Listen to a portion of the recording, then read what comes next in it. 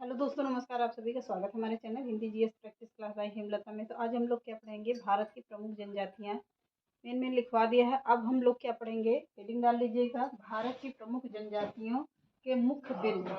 भारत की प्रमुख जनजातियों के मुख्य बिंदु हेडिंग डाल लीजिए। उसके आगे कंटिन्यू करते हैं। भारत में जनजातियों के निर्धारण के लिए उनकी सांस्कृतिक विशेषकरण विशेषीकरण सांस्कृतिक और विशेषीकरण और उनके विभिन्न आवास को आधार बनाया गया। इसे आधार बनाया गया, उनके विभिन्न सांस्कृतिक और विशेषीकरण को क्या विशेष आधार बनाया गया।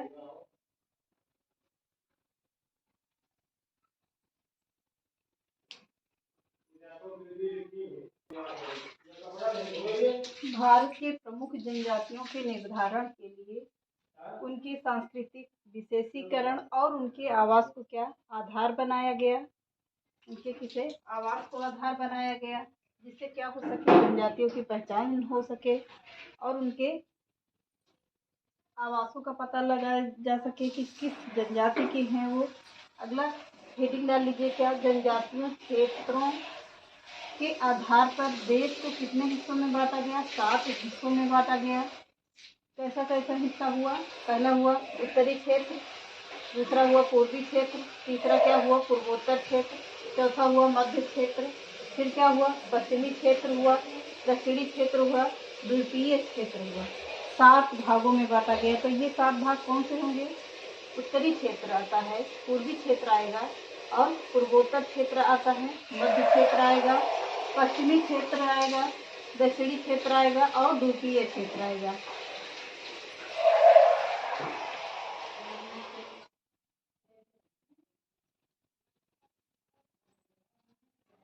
फिर से देख लीजिएगा एक बार। भारत में जनजातियों के निर्धारण के लिए उनके सांस्कृतिक विशेषीकरण और उनके विभिन्न आवास को क्या आधार बनाया गया। आधार के क्षेत्र पर उनकी जातियों की पहचान की गई, उनके आवासों का पता चला गया कि इनके रहन सहन कैसा था, फिर क्या हुआ। तो फिर अगला पॉइंट लिख लीजिएगा, जनजातियों जनजातियों क्षेत्रों के आधार पर देश को कितने हिस्सों में बांटा गया। 7 हिस्सों में बांटा गया। कौन कौन सा, उत्तरी क्षेत्र, पूर्वी क्षेत्र में बांटा गया और पूर्वोत्तर क्षेत्र बांटा गया, मध्य क्षेत्र बांटा गया, पश्चिमी क्षेत्र बांटा गया, दक्षिणी क्षेत्र बांटा गया और द्वीपीय क्षेत्र बांटा गया। तो 7 से हो गए। अब उसके अगला पॉइंट करके लिखिएगा, पेन चेंज करना। भारत में कुल जनसंख्या का कितने परसेंट होगा, 8.6% जनजातियां पाई जाती हैं। कितने, तो 8.6% या प्रतिशत जनजातियां पाई जाती हैं। इसकी सर्वाधिक जनसंख्या कहाँ पर पाई गई, मध्य प्रदेश में, महाराष्ट्र में, उड़ीसा में पाई जाती हैं। कहाँ पर, मध्य प्रदेश, महाराष्ट्र और उड़ीसा में सर्वाधिक जनजातियां पाई जाती हैं। तो फिर से देखिए, भारत में कुल जनसंख्या के कितने परसेंट, 8.6% या परसेंट जनजातियां पाई जाती हैं। इसकी सर्वाधिक जनसंख्या मध्य प्रदेश, महाराष्ट्र, उड़ीसा में पाई जाती है।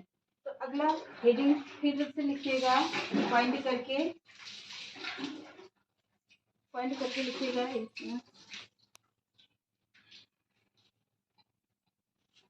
वर्ष 2000 की जनगणना के अनुसार, वर्ष 2000 की जनगणना के अनुसार, लिखते रहिएगा, हम हटा दें जब तक इसको अरेंज करते हैं। वर्ष 2011 की जनगणना के अनुसार, वर्ष 2011 की जनगणना के अनुसार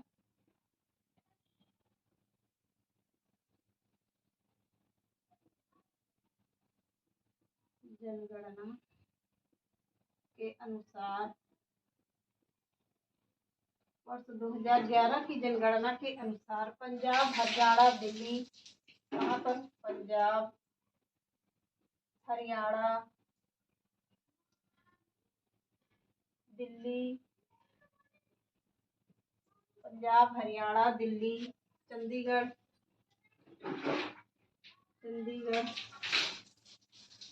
कहाँ, पुदुचेरी, कहाँ पर? पुदुचेरी में जनसंख्या समुदाय नहीं पाए गए, में जनसंख्या समुदाय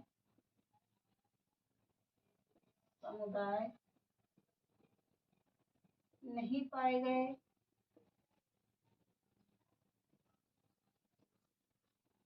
कहाँ कहाँ पर नहीं पाए गए? तो पंजाब में नहीं पाया गया, हरियाणा में, दिल्ली में, पुदुचेरी में और चंडीगढ़ में क्या हुआ? जनसंख्या समुदाय नहीं पाए गए। अब अगला पॉइंट लिखिएगा, नहीं पाए जाते हैं, चाहे पाए गए ऐसे लिख लीजिएगा। अगला पॉइंट लिखिएगा, वर्ष 2011 की जनगणना के अनुसार, वर्ष 2011 की जनगणना के अनुसार, जनगणना के अनुसार वर्ष 2000 जनगणना के अनुसार भारत का सबसे बड़ा जनजातियां, भारत की सबसे बड़ी जनजातियां,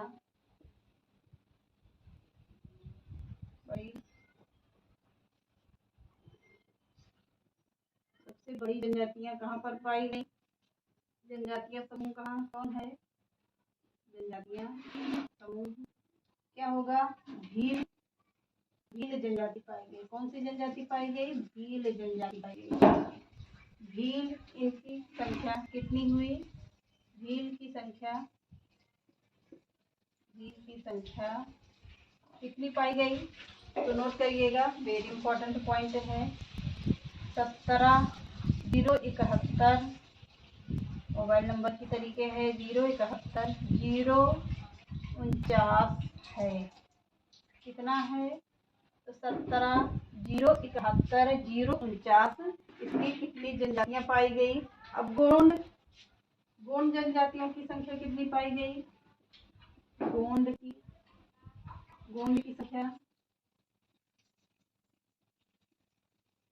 संख्या कितनी पाई गई? गोंड की जनसंख्या कितनी पाई गई?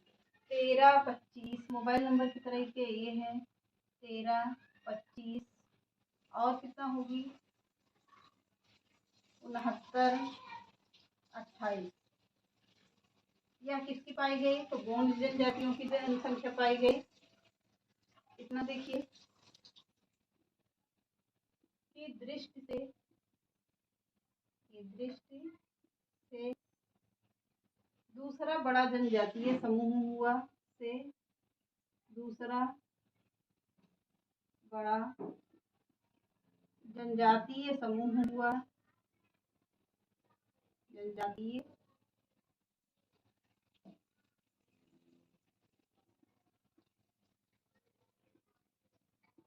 समूह हुआ। कितना हुआ? तो पहले नंबर पे क्या हुआ? भील जनजाति पाई गई। कितना? 17.71 सॉरी 17,071 049। किसकी पाई गई? गोंड की पाई गई, सॉरी भील की पाई गई। गोंड की कितनी पाई गई? गोंड जनजातियों की संख्या कितनी पाई? 1325 69 28 की इतनी पाई गई। कहाँ पर? तो सबसे पहले क्या हुआ? भील जनजाति पाई गई और दूसरे पर क्या हुआ? गोंड जनजातियों की संख्या पाई गई। अब अगला पॉइंट लिखिएगा, इसी में तीसरे क्रम पर क्या पाया गया? तीसरे क्रम पर कहाँ पर पाया गया? संथाल जनजाति पाई गई तीसरे क्रम पर। और चौथे क्रम पर कौन पाई गई?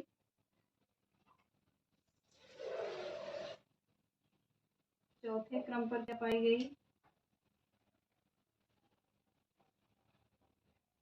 चौथे क्रम पर कौन सी? नायकदा जनजाति पाई गई, नायकदा जनजाति। पांचवें क्रम पर क्या पाई गई? उराव जनजाति पाई गई। पांचवें क्रम पर कौन जनजाति? उराव जनजाति। उराव, यह सब जनजातियां हैं, उराव जनजाति पाई गई। तो 2011 की वर्ष 2011 की जनगणना के अनुसार पहले कहाँ पर पाई गई? पंजाब, हरियाणा, दिल्ली, चंडीगढ़, पुदुचेरी में जनजातियों का समूह क्या पाया गया? इनकी जनसंख्या का समूह नहीं पाया गया। कहाँ पर? पंजाब, हरियाणा, दिल्ली, चंडीगढ़ और पुदुचेरी में जनजातियां नहीं पाई गई। फिर 2011 की जनगणना के अनुसार भारत की सबसे बड़ी जनजातियों का समूह का कौन पाया गया? भील जनजातियों का पाया गया। तो भील जनजातियों की जनसंख्या कितनी हुई थी? 17 जनसंख्या 17,071,049 है। और गोंड की जनसंख्या कितनी पाई गई? 13, 25, 69 और 28 की दृष्टि से सबसे बड़ा जनजातीय समूह हुआ। कौन सा? तो गोंड की। अगला देखिएगा, तीसरे क्रम पर कौन जनजाति पाई गई? संथाल पाई गई। चौथे क्रम पर कौन पाई गई? नयगदा पाई गई। पांचवें क्रम पर जनजातियां कौन पाई गई? उरांव जनजाति पाई गई।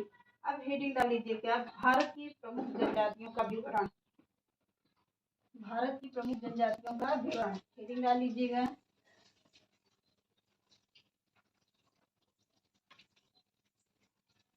प्रमुख जनजातियों का विवरण। प्रमुख जनजातियों का विवरण हेडिंग डाल लीजिए। अब थारू जनजाति कहाँ पाई गई? सबसे पहले पाएगी थारू जनजाति या थारू जनजातियां। निवास कहाँ पर होगा इनका? निवास स्थान कहाँ पर होगा? देखते हैं, चलिए। थारू जनजाति उत्तराखंड का नैनीताल जिला। थारू जनजाति लिखिएगा। थारू जनजाति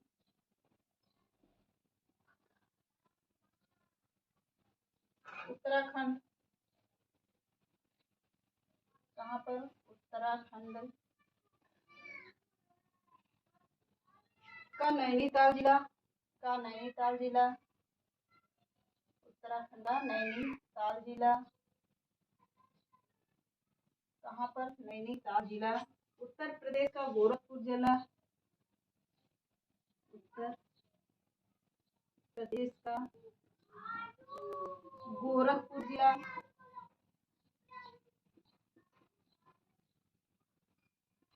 उत्तर प्रदेश का गोरखपुर जिला। तराई क्षेत्र बिहार के। तराई क्षेत्र बिहार के तराई क्षेत्र नेपाल में भी पाई गई। बिहार के तराई क्षेत्र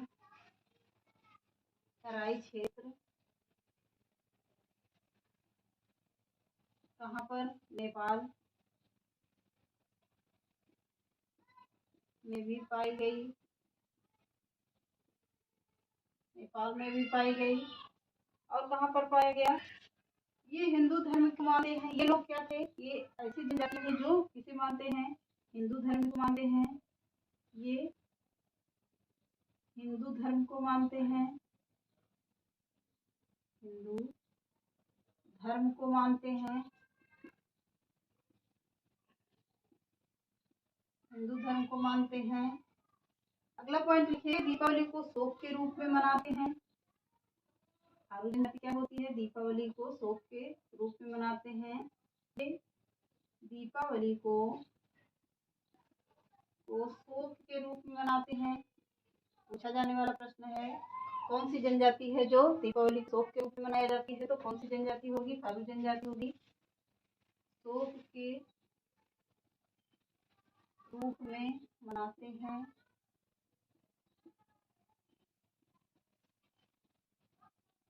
अगला पॉइंट लिखिएगा, इनमें संयुक्त परिवार की प्रथा है। जनजातियों में क्या है? इनमें संयुक्त परिवार की प्रथा है। संयुक्त परिवार की प्रथा है। संयुक्त परिवार का मतलब होता है सबको, पूरे परिवार को, चाहे जितनी भी फैमिली हो, एकजुट रहकर एक में रहना, खाना सब कुछ होता है, उसे क्या कहते हैं? संयुक्त परिवार कहते हैं। यह उत्तराखंड की सबसे बड़ी जनजाति है। यह उत्तराखंड की सबसे बड़ी जनजाति है। सबसे बड़ी जनजाति है। कहाँ की है? तो सबसे बड़ी जनजाति उत्तराखंड की है। अगली जनजातियां लिखिएगा, भूटिया। पहले इसको देख लेते हैं। तो थारू जनजातियों का निवास स्थान कहाँ होगा? उत्तराखंड का जिला कौन सा होगा? नैनीताल होगा। और उत्तर प्रदेश का जिला कौन सा होगा? तो यह होगा गोरखपुर। तो गोरखपुर जिला के तराई क्षेत्र में कौन सा आएगा? बिहार आएगा। बिहार के तराई क्षेत्र में क्या आएगा?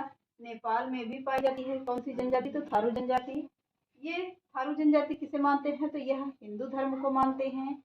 अगले पॉइंट में लिख लीजिएगा, और कहते भी हैं कि थारू जनजाति ऐसी जनजाति है जो दीपावली को शोक के रूप में मनाते हैं। किस त्योहार को? तो दीपावली को, जो हमारे यहाँ पर सबसे महत्वपूर्ण और पवित्र त्योहार माना जाता है दीपावली को। ये लोग थारू जनजाति के ऐसे लोग हैं जो दीपावली को शोक के रूप में मनाते हैं। तो थारू जनजातियों में क्या है? संयुक्त परिवार की प्रथा है, एकजुट कर रहना। इनके यहाँ की कहाँ की थारू जनजातियों की परंपरा है। तो चलिए अगले पॉइंट लिखिएगा, अगली हेडिंग डालिएगा, भूटिया जनजाति। भूटिया जनजाति कहाँ की है? ये देखते हैं।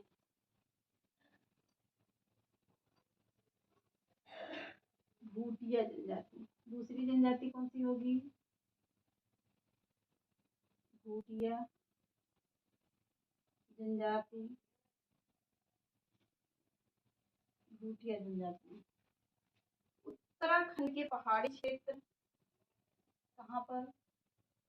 उत्तराखंड के पहाड़ी क्षेत्र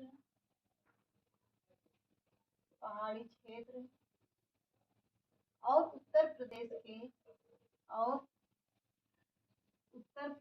के तराई क्षेत्र। कहाँ पर? तराई क्षेत्र। उत्तर प्रदेश के तराई क्षेत्र में यह जनजाति है में पाई जाती हैं। कहाँ पर? उत्तराखंड के पहाड़ियों में पाई जाती हैं और उत्तर प्रदेश के कहाँ पर? तराई क्षेत्रों में पाई जाती हैं। अगला पॉइंट लिखिएगा, ये मंगोलिया प्रजाति के होते हैं। ये मंगोलिया प्रजाति के होते हैं।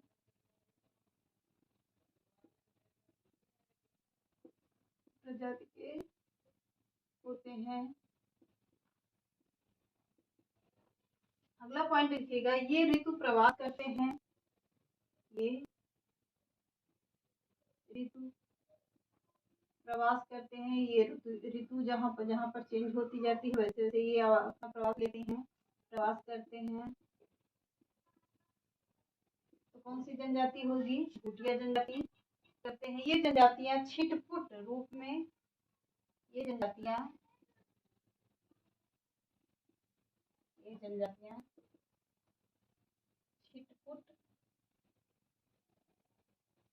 में छिटपुट के रूप में सिक्किम, पश्चिम बंगाल, त्रिपुरा में रहती हैं। कहाँ पर?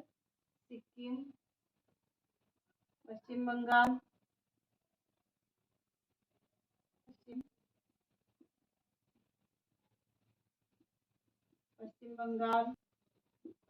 त्रिपुरा, और कहाँ पर पाई जाती हैं?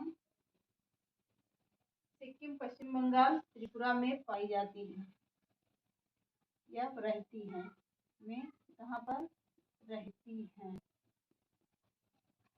कहाँ पर? तो सिक्किम में, पश्चिम बंगाल और त्रिपुरा में जनजातियां रहती हैं। कौन सी? छिटपुट पाई जाती है, इधर उधर पाई जाती हैं। इसे क्या कहते हैं? छिटपुट कहते हैं। तो प्रश्न आता है कि भूटिया जनजाति कहाँ पर रहती हैं? तो यह सबसे पहले मेन पॉइंट सबसे ज्यादा तक पूछा जाने वाला है। तो भूटिया जनजातियां किस प्रजाति के अंतर्गत आते हैं? तो किस प्रजाति के अंतर्गत आएंगे? मंगोलिया प्रजाति के अंतर्गत आते हैं। फिर प्रश्न पूछता है भूटिया जनजाति कहाँ पर पाई जाती है? तो उत्तराखंड में भूटिया जनजाति भी पाई जाती है।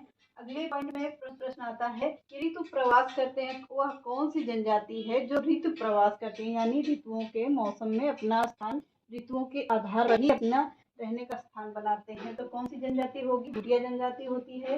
कहाँ पर? छिटपुट यानी इधर उधर जनजातियां कहाँ पर रहती हैं? सिक्किम में, पश्चिम बंगाल और त्रिपुरा में रहती हैं। तो चलिए आज के सेशन में समाप्त करते हैं। मिलते हैं नेक्स्ट क्लास में। चैनल पसंद आए तो लाइक कर दीजिएगा, सब्सक्राइब और ज़्यादा से ज़्यादा शेयर। नमस्कार।